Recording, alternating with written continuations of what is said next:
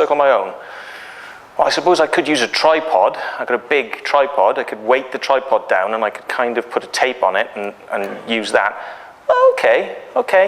I could go out and make a crop circle on my own. Let's give it a go. Let's try it out. So I thought, well, where am I going to do it? Well, I'll do it small because I won't be able to use too much tape. Because if you imagine that tripod over there in the corner, if you imagine you can put its legs out a little bit, but if you pull hard, it's still going to fall over, even if it's weighted down with a bag underneath it. So I decided to keep it small because you don't want to use too much tape. The sag in the tape will actually pull the tripod over. So it had to be a very small circle. And you can see it actually just comes in between two standard crop circle lines. And you can see the size of it there. So me standing in the middle with a tripod going to the edge, it's not much more than from there to that tripod probably, about the same distance. So it's a small circle.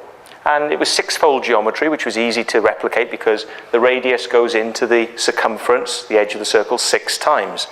So all I have to do is stand in place, use the same measurement, and the tripod becomes there then, and I walk around there. Then the tripod comes there, and I walk around there. The tripod comes there, and I walk around there. Tripod comes there, and I walk around there. Tripod there, tripod there. You get the idea. Quite simple. You can do that on your own. Thing is, when I got there to this field, walked in, I heard people singing and it sounded like playing music on a guitar. So I'm like, oh, sugar, what am I going to do here? There's people very close by. I have to be careful, Of course, I think to myself, well, I might be protected in some way like we were before. I've got that sort of in the back of my mind because I'm a believer in the paranormal being behind crop circles, but they're not making crop circles. The paranormal is behind crop circles. It's behind the people that make the crop circles, and it's there for the people who visit them. That's what crop circles are about. It's the inspiration which people get to go and make crop circles comes from somewhere. It comes from somewhere, and this is maybe one that'll help you understand that. I went to this field, and there they were these people. They were maybe about 200 feet away, really close. And I wasn't going to make any noise apart from the stomping, but 200 feet is not a lot, it's not a lot. You're talking like double the length of this room, something like that maybe, not a lot at all.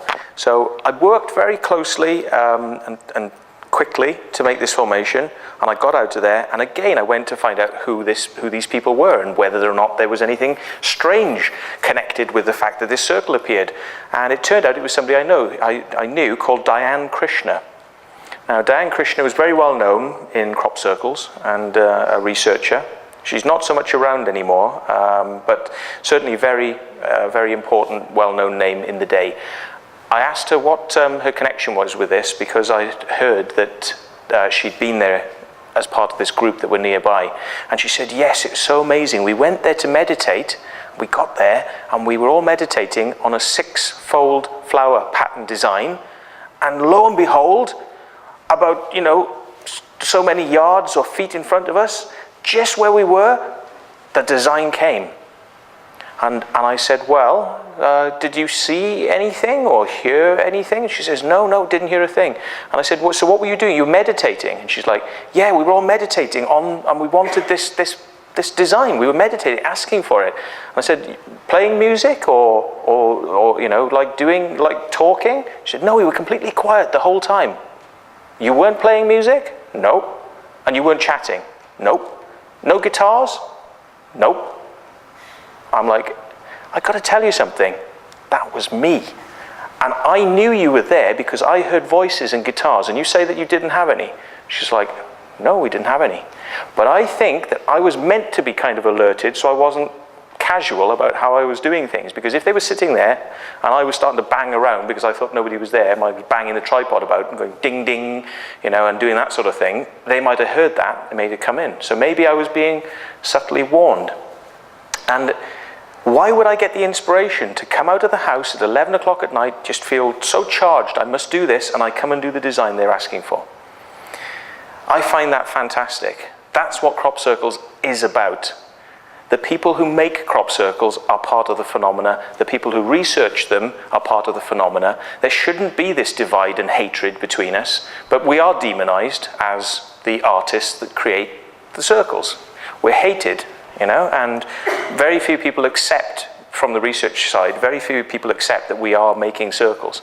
Most of them would like to say we make no circles, you know, and the only circles we make are the crap ones, you know. And this is mostly why it's kept secret, because you want people to actually like your work. And if you tell them it's man-made, they say it's crap. If you don't tell them anything, they go, it's wonderful. And you get coachloads of visitors coming, you know. And if you say, well, we did that as a demonstration, they'll not be interested. Anyway, this is one of the most famous ones I've done, not the only one, but one of the most famous, the basket weave. Now, a lot of people said there's no way this can be done. Absolutely no way. It wasn't even something we planned to do on the night. The design was not my design, but the person I went with, who actually did the design, he said, oh, let's flatten it down. And I said, well, let's do something different. And he's like, well, what do you mean? I said, well, let's not just flatten it like we always do. You know, let's do something weird. And he said, well, what? And I'm like, well, I don't know. Let's go up and down and make some patterns, you know. And so let's make some, if you go up and miss a line and go down and miss a line, then you could probably make something that looks like a basket weave, you know, like a knotting effect. And he was like, I don't think it'll work. I was like, no, it'll work. You know, try it. And he was like, no, we've got a good circle here. Now, it's not wreck it, yeah? And I was like, no, it'll be good. No. I said, look, I'm going to just do it, okay? And he's like, okay, but you know, you're going to wreck this. And I'm like, okay. So he did this. It was on the spur of the moment, and people just went nuts over it. He actually left that formation saying, I think you've made a real pig's ear of this, and thanks very much for wrecking the circle design. And I'm like, okay. And I went home like, And then I was like, in the morning, and people were going nuts over this. So, and you can see some of the basket weave there. And that's appeared many other times now. Other teams have mimicked the basket weave, and I have done other basket weave formations as well since then. This is, oh, by the way, they're all Bishop's Cannings as well. That's Bishop's Cannings, the basket weave. Bishop's Cannings again, very simple, grey alien head. When the formation, the basket weave was shaved out the same day by the farmer, he was a bit upset. He thought it was the work of Satan. So he didn't want anyone visiting the work of Satan on his land, you know, Christian bloke, and he shaved it out. So we came back and we just did loads of squiggles. And we thought, well, we're not going to do anything big because he's just going to shave it out again. Let's just put loads of squiggles all over the place, and then he'll have to shave out a massive area to get rid of them. So, you know, just did a couple of squiggles. But Bishop's Cannings. Another one at Bishop's Cannings got shaved out. Bishop's Cannings again, he says sort of Eastfield, a little experiment to get 5-fold geometry, a pentagram, into a 6-fold star. Just as a bit of fun, you know, to see if you can get 5 fitting into 6. Furze Hill, just an experiment in rapeseed at the beginning of the season. I don't like doing stuff in rapeseed because it's hard to work in. Right, there's a mistake in this one. People say there's no mistakes in crop circles. We've got 5 minutes, yeah? Yes, please. Okay, no problem. That's okay. You worried me when I saw you were down to 2,000.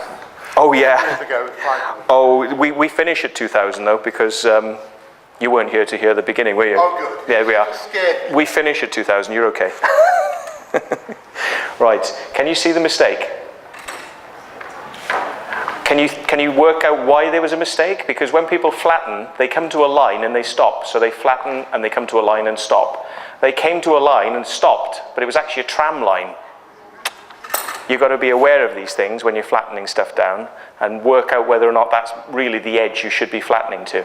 But, you know, you can see in the middle of this one, you can see the markings which would give you an indication of 1 meter board width flattening.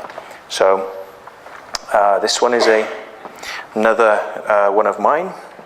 Again, here, you can maybe just about see around the edge that there's a line that goes all the way around the outside. So it's different to the flattening that goes on in here. So I would ask the question, if this was an alien force that's able to sort of flatten these things remotely, i.e. not with their feet, you know, because if they're using their feet, if the aliens are actually using their feet to flatten these, then they're doing it the same way as humans would do it. And they're breaking the crop.